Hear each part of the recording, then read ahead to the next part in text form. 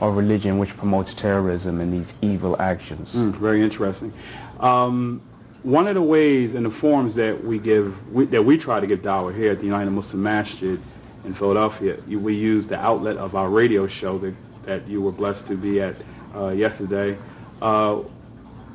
We also are beginning to do something very, I don't want to say different, but something that the other religions are doing, as far as going out in the street and propagating what Islam is, telling people that no, we're not terrorists. In fact, we are defenders of peace, because if we study the history of Islam, Islam never told us to put a bomb on us and blow up things, and innocent children and innocent people are dying, and these people are using the name of Islam for these things. This is totally wrong. For instance, tonight, 2 weeks ago, we had an invitation from one of the local churches in South Philly, and they asked us to come talk about what is Islam. Now, we wanted to use that as a tool to be able to not go there and tell them, okay, you're all going to hell because you did not accept Muhammad as the last messenger.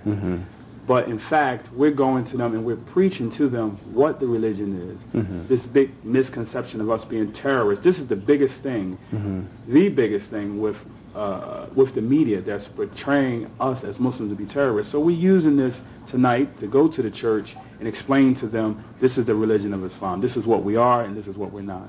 And let me ask you just one final question to wrap up. Here in the city of Philadelphia, there's a large concentration of Muslims. Do you think for the non-Muslims of Philadelphia living in close proximity to Muslims, they understand better about Muslims and Islam than people in other cities might? Yes, I'm more than sure, because if you go in, for instance, if you take South Philly alone, you can walk any given corner or any block in the city of Philadelphia, of South Philly, and somebody on that block is a Muslim, or somebody in that family is a Muslim. Whereas though if you take little small towns in Pennsylvania, maybe like a Pottstown or a Norristown or Allentown, not a real big population of Muslims. A lot Muslims there, but not like the inner city. Not like the inner city at all. Okay, Brother Jihad and your wife and your family, I would like to thank you for inviting us into your home. Thank you for coming. And giving our viewers a little insight of what life is like for the Muslim family in America. Inshallah, Allah will give you success, you and your family, of raising a good family and all getting together to Jannah, inshallah. So our viewers, I hope you were able to get a glimpse into the life of the Muslim family here in America, and will continue with us along on this journey of discovery of Islam in America.